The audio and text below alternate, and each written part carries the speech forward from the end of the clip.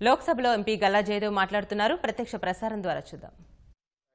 Drawn between bride and bridegroom, and whatever happens in Islam has to happen as per the Sunnah, or the teachings, the deeds, the sayings of the Prophet. But nowhere in the Sunnah has it been mentioned about the existing practice of pronouncing instant triple talaq. This was introduced by the Umayyad kings, the first great Muslim dynasty, because they found the checks in the Prophet's formula of talaq inconvenient to them. So the demand of Muslim women for talaq is sunnah, which is divorce as per the Prophet's saying and Quranic dictation, and opposing talaqi biddat, which is an unacceptable reincarnation of divorce and propagates instant talaq, is genuine, sir. Whatever triple talaq currently being followed by a section of misogynistic men is not in consonance with the Quran. It is bizarre that we have talaq happening on WhatsApp, on Twitter, on SMS, on Skype, WeChat, over phone, postcard, by mail, or instant pronouncement in any other form, which is not as suggested by the Prophet, sir. So the demand of Muslim women that talaq should be talaqi sunnah and not talaqi biddat is certainly justified. I think the whole House agrees with that, sir.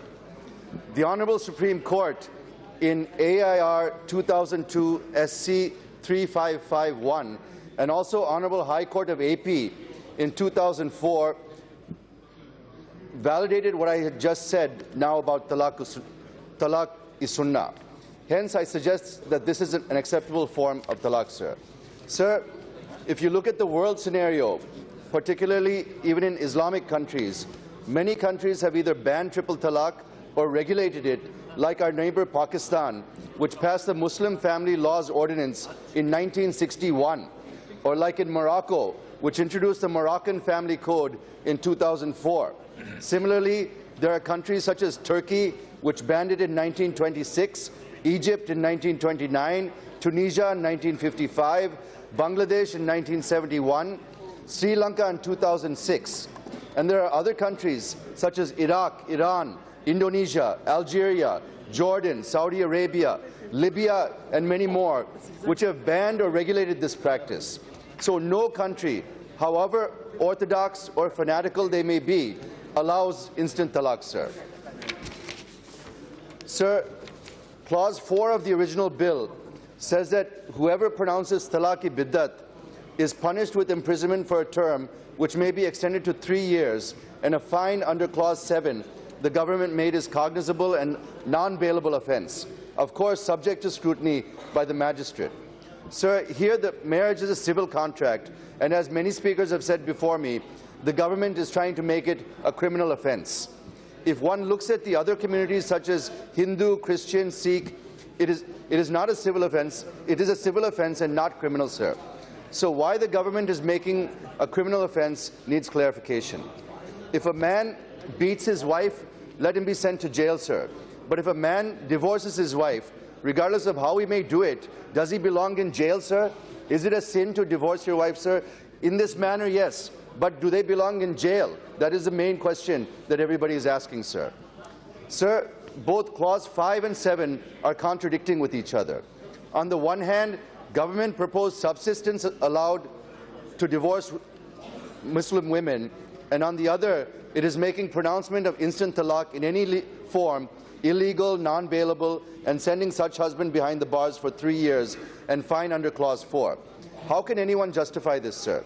If husband is in jail, as everybody has been asking, it's a common sense question. I think it's a common sense question that is yet to be answered by the government. If a husband is in jail, how will he continue to support his wife, and how will he continue to pay subsistence to his wife? It's a very common sense question that is yet to be answered, sir. The bill addressing post-divorce issues such as subsistence allowance has not thought about where the allowance will come from. If it is not, is it not defeating the very objective on which the entire bill is hanging?